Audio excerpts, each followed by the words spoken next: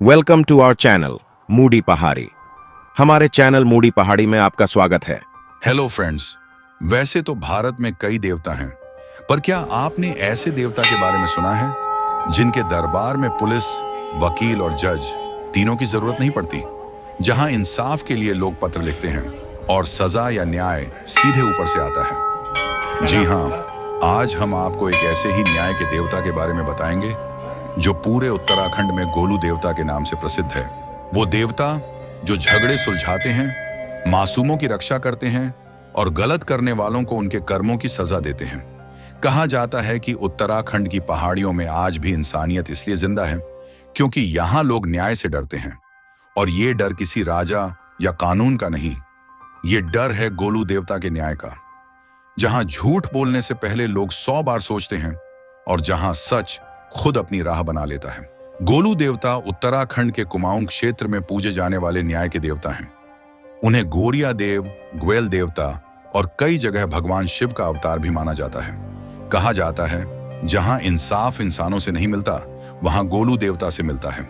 उत्तराखंड के गोलू देवता मंदिरों में आप जो देखेंगे वो किसी चमत्कार से कम नहीं, हजारों नहीं लाखों चिट्ठियां।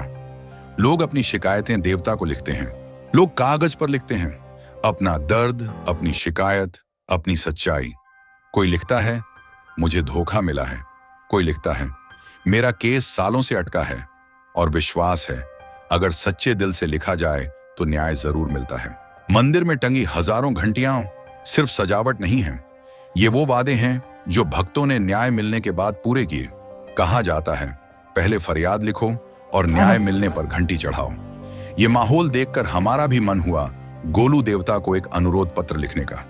फिर क्या था, कागज और कलम का जुगाड़ किया और लिख डाला, और फिर चुन्नी के मदद से बांध दिया, इस विश्वास के साथ कि गोलू देवता हमारी फरियाद भी पूरी करेंगे।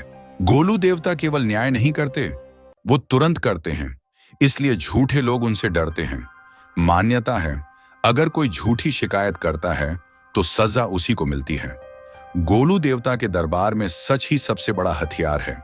गोलू देवता मंदिर में ऐसी सैकड़ों नहीं हजारों कहानियां सुनी जा सकती हैं।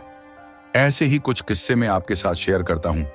कहा जाता है एक व्यक्ति का जमीन का मामला 15 साल से कोर्ट में अटका था। थक हार कर उसने गोलू देवता को पूरी सच्चाई लिखी। कुछ ही महीनों में केस में अचानक सुनवाई हुई और फैसला उसके पक्ष में आया। लोग कहते हैं कोई नई दलील नहीं दी गई, बस न्याय अपनी जगह पर आ गया। एक और कहानी है एक युवक की जिस पर झूठा चोरी का आरोप लगा। उसके पास सबूत नहीं थे, सिर्फ सच था। उसने गोलू देवता को चिट्ठी लिखी।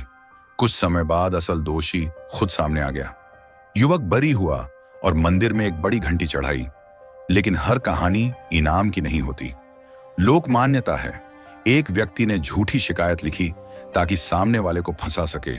कहा जाता है कुछ ही समय में उसकी ही मुश्किलें बढ़ने लगीं। लोग मानते हैं गोलू देवता के दरबार में झूठ खुद सजा बन जाता है।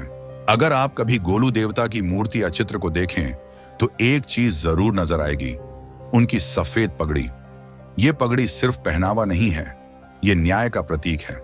सफेद रंग पवित्रता का होता है, सच का होता है और निष्पक्षता का होता है।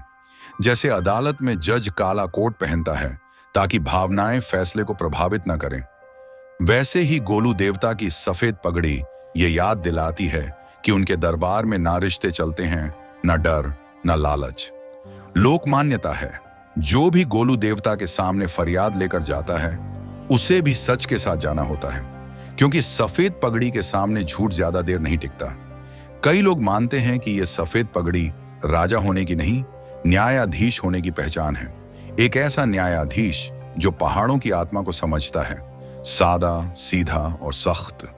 शायद इसी वजह से उत्तराखंड के पहाड़ों में कहा जाता है सफेद पगड़ी के सामने सच अपने आप बोल पड़ता है।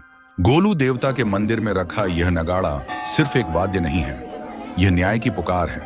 मान्यता है जब नगाड़ा बजता है तो यह देवता के दरबार में फरियाद के पहुंचने का संकेत होता है। पहाड़ों में कहा जाता है नगाड़े की आवाज झूठ को डरा देती है और सच को बुला लेती है। गोलू देवता के न्याय के साथ साथ भैरव, जिन्हें स्थानीय लोग पशाण भी कहते हैं, का भी एक प्रसिद्ध मंदिर है।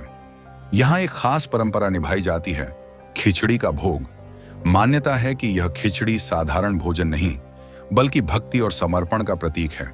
और आज हमने आपके लिए इस खिचड़ी चढ़ाने की पूरी प्रक्रिया रिकॉर्ड की है, ताकि आप भी देख सकें कि कैसे आस्था परंपरा बन जाती है।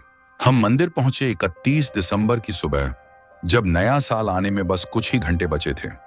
अक्सर लोग 1 जनवरी को भगवान के दर्शन से अपने नए साल की शुरुआत करते हैं, लेकिन हैरानी की बात यह थी कि 31 दिसंबर को ही यहाँ भारी भीड़ थी। पार्किंग पूरी तरह भरी हुई थी, लोग लगातार आते जा रहे थे। आप यहाँ नारियल के ढेर भी देख सकते हैं। ये वो नारियल हैं जो सुबह 10 बजे तक पहले ही चढ़ाए जा चुके थे, और भक्त अभी भी आ रहे थे। ये दृश्य अपने आप में कहता है कि गोलू देवता में आस्था सिर्फ कुमाऊं तक सीमित नहीं है।